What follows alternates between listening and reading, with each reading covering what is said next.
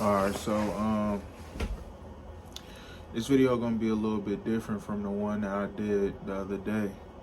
Um about the Martin Luther King book. Uh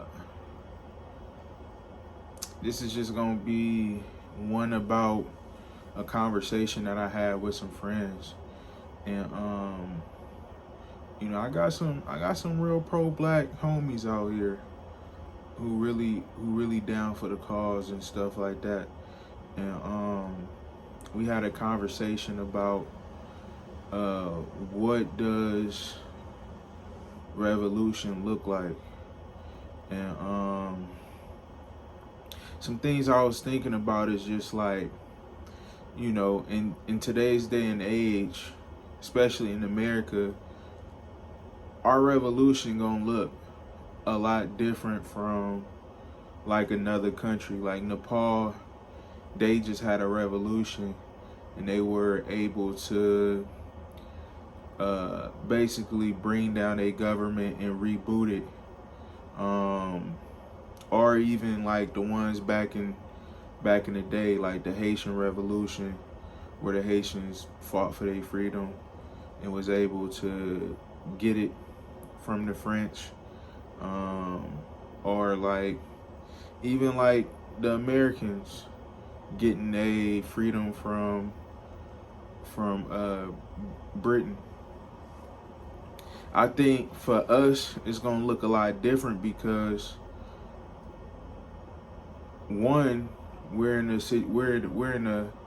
a country that has, it's like a military country where it's so much military that it damn near be impossible to fight our military from the inside. Also, you just got like the way we are surveillance. Like, it may feel like we're not surveillance, but we are. So it's like you will feel like you getting something done, you planning and stuff like that, and then as soon as you start thinking about making moves and stuff, you'll realize like, hold on, oh, I'm in a trap, I'm in this. So it's a lot of things that can happen trying to do revolution in I would say the normal way. I believe that revolution, well, it's a song by Jill Scott, and she talks about revolution and what it takes. And she basically said that it starts with yourself. And I'm a firm believer of that statement. Like, instead of thinking about it on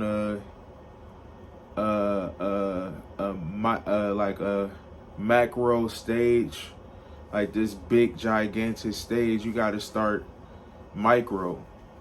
And so it's like, if you're not ready mentally, spiritually, physically, then it's no need to even be talking about revolution. And so what does even financially ready, because it costs a lot of money to actually fight. You need resources, you need farms, you need cooks, you need artists, you need a bunch of stuff for a revolution. And I think that we got some of the things in order, but we don't have everything in order. And we also must understand that we might not have everybody on our side while we're doing it. So with all that being said, though, I think like, what does revolution look like in 2025 going into 2026? I think revolution look like liberating your mind,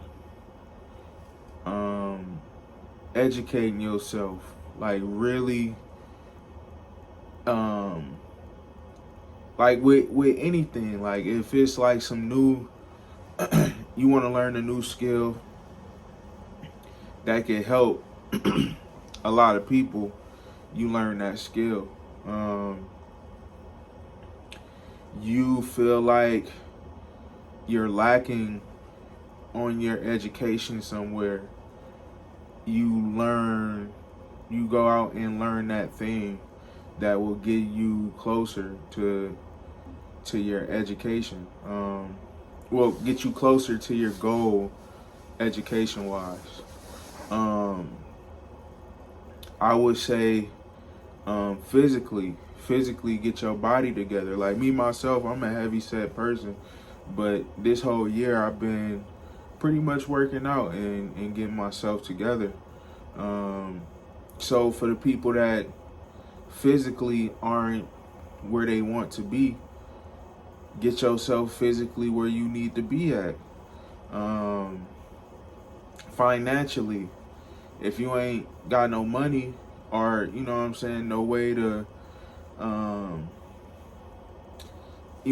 move around and make certain moves, get that part right. These things are revolutionary in this time. I think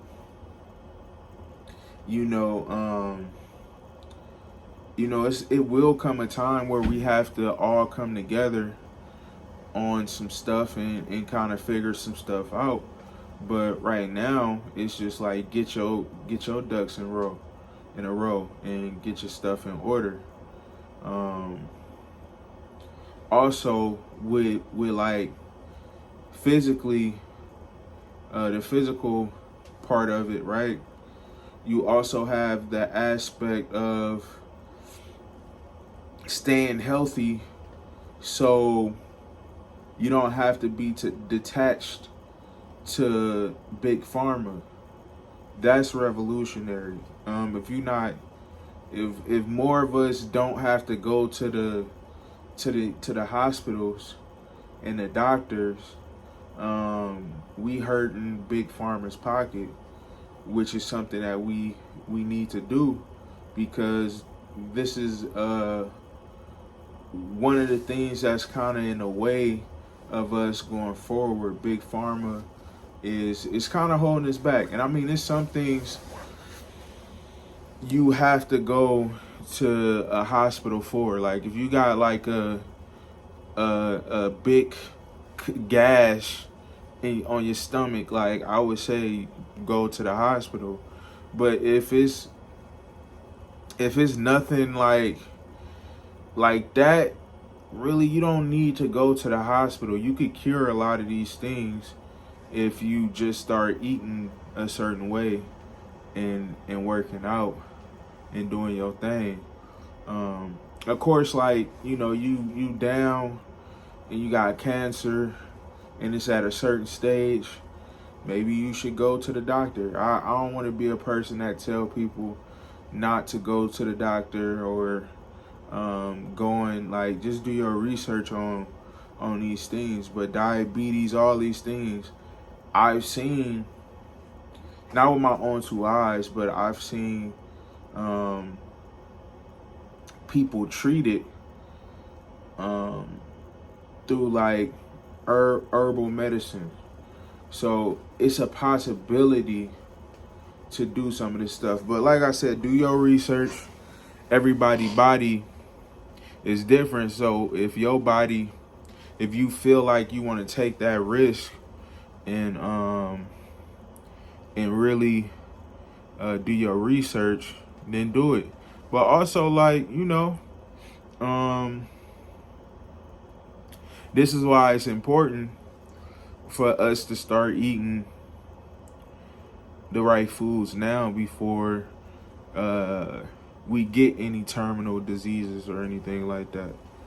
So yeah, that's revolutionary.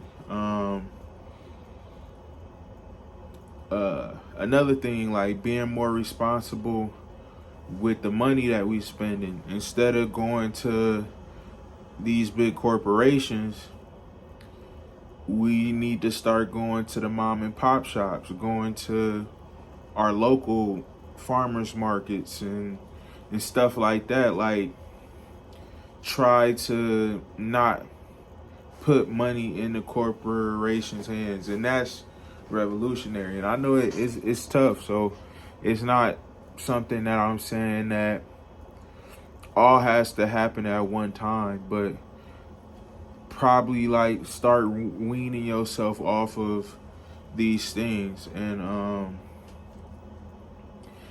yeah, so our revolution is going to be way different from anybody's revolution, which is why I believe we have so many distractions, because this is one of the places that, let's just say, the civilians wake up and we really start taking control of our country. We could change the world just by changing our country and taking back control of it, right? Right now they got us sedated, and while we've been asleep, we've allowed our country to attack other countries that have minerals and stuff like that in the name of capitalism.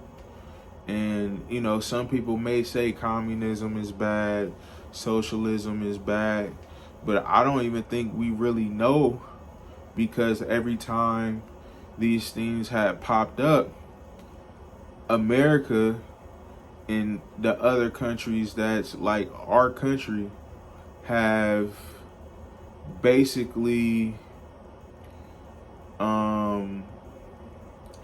they've basically bullied these other countries. So whenever a country try to run their own program outside of what our country and other countries want, they pretty much, you know, take all the resources, or they start putting figurehead. They'll put a whole proxy government there, and or they might have like they might create an enemy for a country to make them start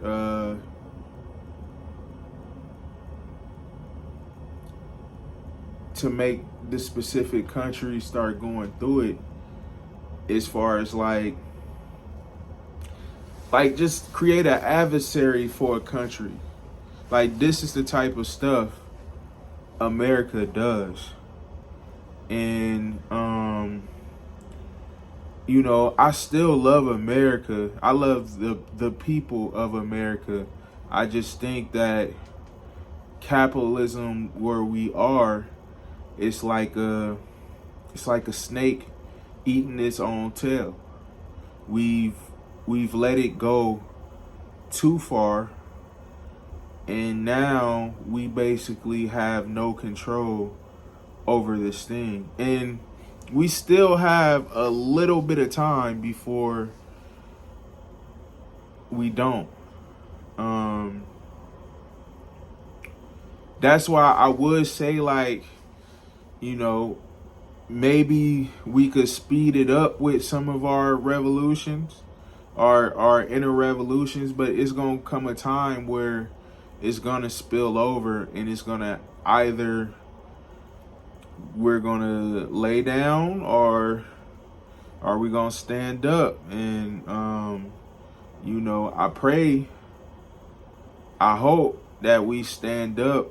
We should already be standing up, but it's just like, you know, with the propaganda machines, it's very hard for people to really know what's going on in our country. Like, you really gotta want to know, and you gotta damn near become an investigator just to figure out what's going on in our country. Now, it is news stations and stuff that kind of give it to you, give you the news in specific ways, like Grounded News and like Associated Press, right?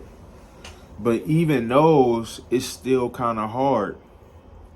It's still kind of hard to figure out what the fuck is going on. And so, yeah, I mean, it's it's cold. It's a cold game. It's really a cold game. Like I'm telling you, like we really gotta figure that out. Cause it's really getting too late. We've already seen like a bunch of countries, like for instance, the Middle East situation. Like a lot of that, I would say that's our issue, but we using Israel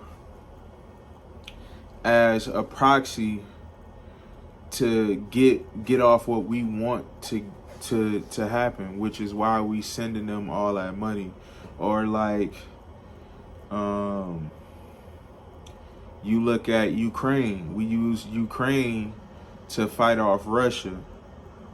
And yeah, it's a lot of other stuff that happens like that we may not just be looking at right now, but it's happening, right? And so it's like, when do we finally wake up and say it's enough and start to take back our country and stop letting these corporations bully us? Because you see, like most countries that we attack and corrupt, they have like a resource that we want, or a resource that we feel like we need, and they go there, they ravage their country, and then we may put a if we can't put a government in place there, we will put militia groups, where we will pay other militias, mercenaries, to start trouble. And it's a constant thing. Like it's a never ending thing that we do. And yeah, it's quite pitiful to kind of just see that happen like that. But yeah, like I said though, our revolution here is different from other countries. And it's in a way it's tougher because other places don't have, well, I wouldn't say tougher, but it's different. Other places don't have to deal with constant propaganda, constant brainwashing, constant like brain rot, mind, you know what I'm saying? Like our foundation is messed up. Our education is not really the best. Like we have access to a lot of things, but we have so much information that a lot of things get lost in translation. You really gotta want to know some of these things to really get them and understand things. So yeah. So everybody out there, just take care of yourself. And that's partially revolutionary. It ain't the full picture. But if you not right in your mind, you not right physically, you not right financially, then how you gonna do anything? So yeah, that's just a little food for thought. Um, and yeah, man, I hope y'all have a good one.